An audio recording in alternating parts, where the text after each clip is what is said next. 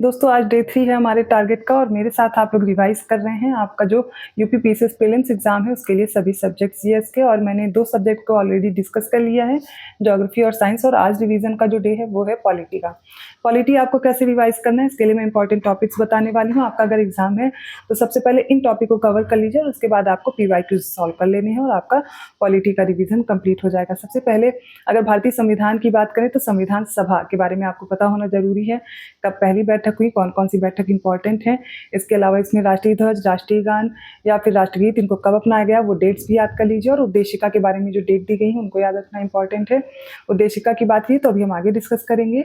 इसके अलावा संविधान सभा में किस विभाग को किसको दिया गया था, ठीक है, और इससे रिलेटेड क्वेश्चन हो जाएंगे तो बाकी डाउट क्लियर हो जाएगा।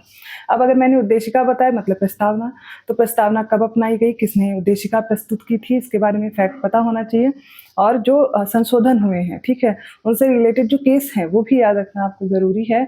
और लास्ट टाइम तो क्वेश्चन भी आया था क्रोनोलॉजी में, आपको कुछ वर्ड आपको क्रोनोलॉजी में लगाने थे जो प्रीएम्बल से थे या प्रस्तावना से थे। तो आपको वो सारे शब्द भी देख लेने, जैसे न्याय कितने प्रकार के हैं, है ना, और जो समता और बंधुत्व की बात की गई है, स्वतंत्रता कितने प्रकार की है और इसका रूप हम और कहाँ देखने को पाते हैं, नीति निर्देशक तत्व, मौलिक कर्तव्य या फिर फंडामेंटल राइट्स। इस तरीके से आपको तैयार करना है। आगे बढ़ते हैं। अब आपको पता होना चाहिए सोर्सेस ऑफ इंडियन कॉन्स्टिट्यूशन क्या है, क्योंकि देखिए भारतीय संविधान का जो ज़्यादातर स्रोत है वो 1935 के एक्ट से है, लेकिन इसके अलावा और देशों से हमने कई भाग लिए हुए हैं, उनको भी कवर कीजिए। कितने भाग हैं हमारे संविधान में, सारे आपको रटे होने चाहिए। कितनी अनुसूचियां हैं वो भी देखिए और इनसे रिलेटेड संशोधन, जैसे कि आपको संसूची की बात करें तो कुल पहले 8 थी, बाद में 9, 10, 11, 12 इन चारों के संशोधन याद कर लेने हैं। इसी तरह भाग में कौन कौन से भाग जोड़े गए उनके भी संशोधन। इसके बाद हमें इंपॉर्टेंट जो अमेंडमेंट हुए हैं, संशोधन, उनको एक बार में देखेंगे।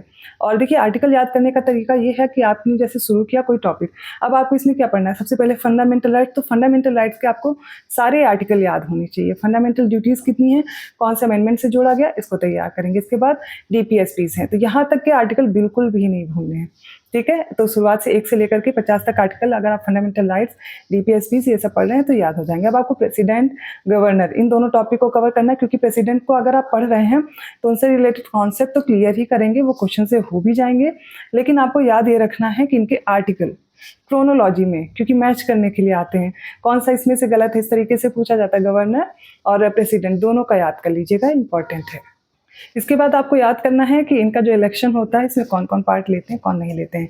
वाइस प्रेसिडेंट और प्रेसिडेंट और इसके साथ साथ गवर्नर, इन सब का देख लेंगे, ठीक है, कैसे अपॉइंटमेंट होती है, कैसे इनको इनके पद से हटाया जा सकता है। इसके बाद लोकसभा, राज्यसभा से जो इंपॉर्टेंट आर्टिकल हैं उनको देखिए। विधेयक के संबंध में किसके क्या शक्ति है इसको भी देख लीजिए। संसद के पास क्या है, संसद में राज्यसभा और लोकसभा को अलग से देखेंगे, इनके मैक्सिमम नंबर्स कितने हैं, ये सारी चीज़ें कवर करनी है। इसके बाद अब आपके पास महाधिवक्ता हो गए, है ना, तो इनको attorney general of India, CAG होगा, ये रिपोर्ट किसको देते हैं। इसके अलावा स्पीकर के बारे में आपको याद रखना, निर्णायक मत कैसे देते हैं, कौन देता है, और इनसे रिलेटेड फैक्ट हो जाएंगे।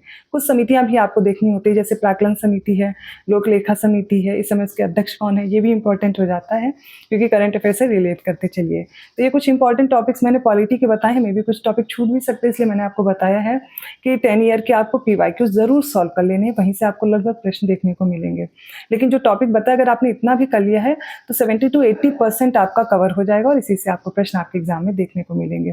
एक बार फिर से बता दे रही हूँ, प्रीएम्बल देखना है, fundamental duties, fundamental rights, DPSPs करना है, संविधान सभा को देखना है, और इसमें जो इंपॉर्टेंट फैक्ट्स पूछे जाते हैं वही है, पूरा लेकर के मत बैठ जाइएगा, ठीक है। और इसके अलावा ये इंपॉर्टेंट आर्टिकल शुरुआत से लेकर के लास्ट तक आपको याद करने हैं। फिर प्रेसिडेंट हैं, वाइस प्रेसिडेंट हैं, गवर्नर हैं, कैग है, अटॉर्नी जनरल है, जो इंपॉर्टेंट कमिटीज़ हैं उनको देखेंगे। इसके अलावा 1-2 फैक्ट्स यहाँ से पूछे जाते हैं जो संसद के काल हैं, जैसे कि प्रश्नकाल, शून्यकाल, इनका समय क्या है, कैसे प्रश्न पूछे जाते हैं, वो भी देख लीजिएगा। तो ये इंपॉर्टेंट टॉपिक जरूर कर लीजिए। मैं मिलती हूँ अगले सब्जेक्ट के साथ, उसके रिवीजन के लिए आपको अलग से स्ट्रैटेजी बताऊँगी। धन्यवाद।